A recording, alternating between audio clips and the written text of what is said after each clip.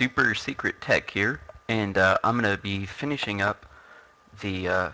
I said on the white slide that I was going to do archetypes next, but I forgot to do artifacts and lands, and I figured that would be important to cover before we went on to archetypes, so I figured we would start here. Um, I put them together just because they're both really small. Bubbling Cauldron, it's 2 mana, it's an artifact. It has pay 1 and tap it, sacrifice a creature, you gain 4 life. Pay 1 and tap a sacrifice creature named Festering Newt. Each opponent loses 4 life, and you gain life equal to the life lost this way. Um, Again, this is its own mini combo, and it also goes really well with the Bog Witch. But just remember that you need all 3 pieces for it to be very effective, and that might be very hard to do in draft. So keep that in mind. But it is really good in the black-red sacrifice deck, even if you don't have the Festering Newt and the Bog Witch, just because it gives you a constant outlet to sack to Active Treason. I give it a C rating just because to get all the pieces is going to be kind of hard to do. The next card is Darksteel Forge. It's 9 mana, it's an artifact, and artifacts you control have indestructible.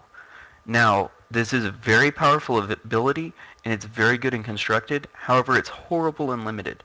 I give it an F just because you're paying 9 mana to not do a whole lot in limited. And most of the time you'll be dead before you can play it, so let the rare drafters have that card. Door of Destinies, it's 4 mana, it's an artifact. As Door of Destinies enters the battlefield, choose a creature type. When you cast a spell of the chosen type, put a charge counter on Door of Destinies. Creatures you control of that chosen type get a +1/+1 for each charge counter on Door of Destinies. Guys, this is really good in Tribal. So if you have a lot of birds, if you have a lot of slivers, this should be picked really, really high. The only reason I rated it a B is because if you're not playing Tribal, it's kind of useless. So just keep that in mind. You know, if you're playing Tribal, like if you're playing the Sliver deck, this is a very high pick. If you're playing Control, if you're playing Pyromancer, you're probably going to just pass this. It's not that great for you. Elixir of Immortality. 1 mana, it's an artifact. Pay 2 and tap it, you gain 5 life. Shuffle Elixir of Immortality from and your graveyard into its owner's library. I rated it a D just because it doesn't impact the game too much in limited, but it's really good in the life gain deck. You know, this is probably like a C to a B pick in life gain, but everything else, it's a D pick. It's really good versus the mill deck too. So it's worth picking up late if you see it, just for that interaction. In case you do face the mill deck, it gives you a good option main deck. The only bad thing about this one is that if it gets milled, you just lost your protection. Like if it hits once it hits the graveyard, unless you can return it, it's gone. Encroaching Wastes. It's a land.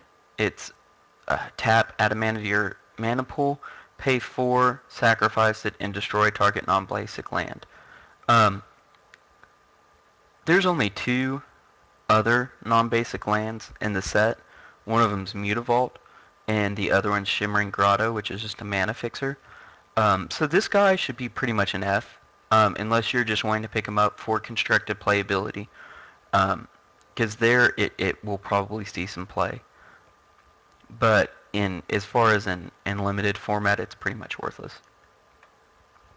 Fire Shrieker, it's 3 colorless. It's an artifact equipment.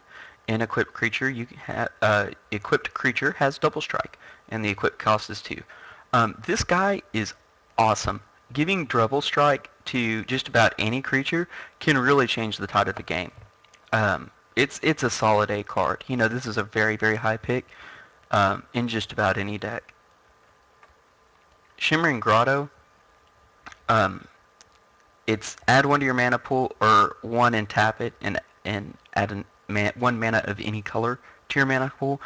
It's really a D card. It's going to be useful in slivers for mana fixing, but it's nothing to get super excited about. Slivers are probably going to have to pick this almost first pick just to fix their mana, and everybody else isn't really going to care about it. Guardian of the Ages. It's 7. It has a defender. It's a 7/7, and when a creature attacks you or a planeswalker you control, if Guardian of the Ages has Defender, it loses Defender and gains Trample. Um, when I originally rated this, I did not read the card carefully. Um, Basically, it's a 7/7 defender until you get attacked. Once you get attacked, it's a 7/7 trampler. So it's actually a pretty good card. And I would actually probably change my rating on this to a B. It's really good in control. And just a 7/7 trampler, like at some point in the game, they're going to have to attack you. Unless they're the mill deck. And so it's really a lot better than I originally thought it was. Haunted Plate Mail. It's 4 colorless. It's an artifact equipment. An equipped creature gets +4/+4. Pay 0 until end of turn. Haunted Plate Mail becomes a 4/4 spirit artifact creature that's no longer equipment. Activate this ability only if you control no creatures. The equip cost is 4. Um, it's really good in control and life gain, just because you get that +4/+4 pump. Um, and it is reusable. However, it's not a high pick. Um, it's not really what you want to do. Even though it's a solid card, it's not really what you want to be doing in draft. Darksteel Ignot. Again, this is solid mana fixing. It's nothing excited, but it's solid mana fixing. It's 3 colorless. It's indestructible, which is nice. And it add 1 mana of any color to your mana pool. Really good in slivers. Really good to fix your mana. Kind of pick this up in the middle. You don't want to pick it up too high. Millstone. Mill 2 cards. It's fine. It's 2 casting cost. It's an artifact. Pay 2 and tap it. And the target player puts the top 2 cards of his or her library into his or her graveyard. This is good in control and it's good in mill. It basically gives control an alternative win condition because you're not worried about beating them quickly, and it gives mill a accelerant to the mill plan. Mutavault, hands down the best land in the set. Tap and add 1 to your mana pool. Pay 1 and it becomes a 2/2 creature with all creature types until end of turn. It's still land. This is a solid A card, guys. When Mistra's factory was, limited, it was always a first pick almost. And this guy should be too. You get a land that's always a 2/2 creature when you need it, and it can boost your other creature types. Like this with slivers is ridiculous. Pyromancer's Gauntlet. It's 5 mana, which is kind of high. It's an artifact. If a red instant or sorcery spell you control, or a red planeswalker, so that means Chandra, you control for draft, would deal damage to a permanent or player, it deals that much damage +2 to that permanent or player instead. Again, this is pretty solid in the Pyromancer deck, and it's pretty good if you draft Chandra. Otherwise, I'd probably let it go. Ratchet Bomb, it's 2. It's an artifact. Tap, put a charge counter on Ratchet Bomb. Tap and sacrifice it. Destroy each non-land permanent with converted mana cost equal to the number of charge counters on Ratchet Bomb. This is a solid A removal card. It's a mass board wipe when you need it, or it removes a big threat later in on the game. Ring of 3 Wishes. It's 5 mana cost artifact.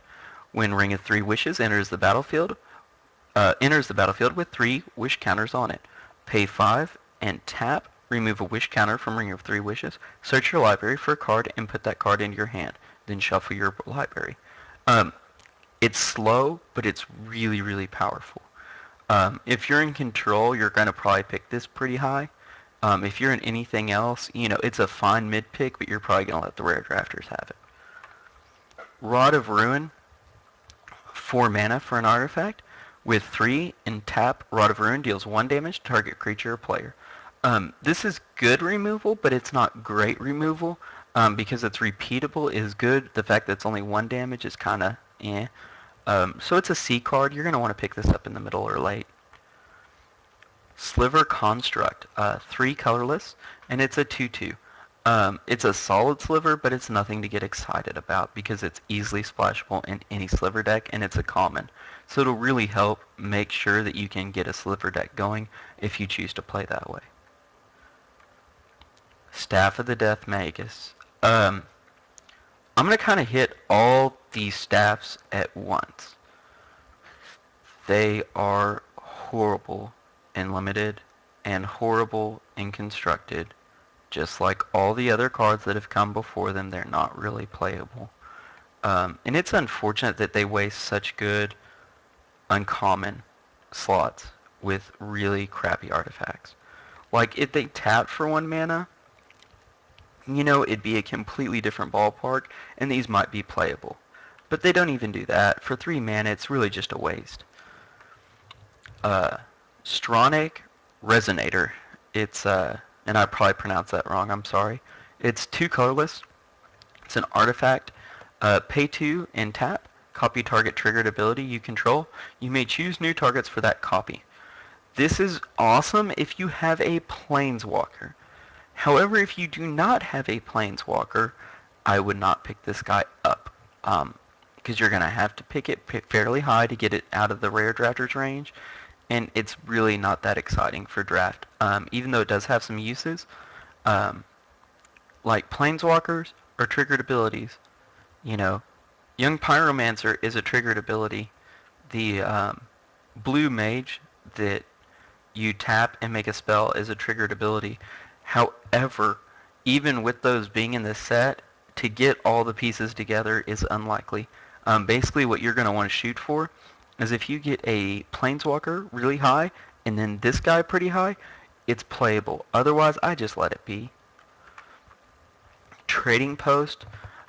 This card has a lot of utility, which makes it a good card, especially in draft.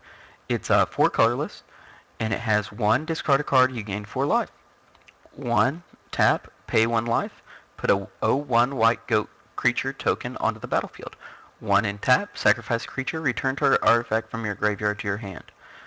1 tap, sacrifice an artifact, draw a card. It's solid in control. It's a lot of utility.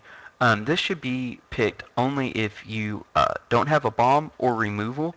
If you have one of those, you're probably going to want to pass it. But this is a really solid card even if you're not playing control, just because of the utility factor. Vial of Poison. 1, it's an artifact. 1 and sacrifice it.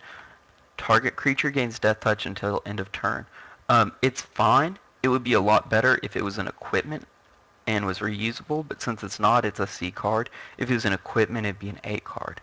Just to kind of give you the difference in scenario, the fact that it's not reusable makes it a lot less high on your draft pick. Where if you were able to give every creature death touch for the rest of the game, even if it costs like 2 and 2 to equip, that's still good in draft. And, we kind of saw that a lot of the artifacts and lands are pretty blah. Next episode, I will be going over archetypes and a couple of key cards in each of the archetypes. So until then, I will see you guys later.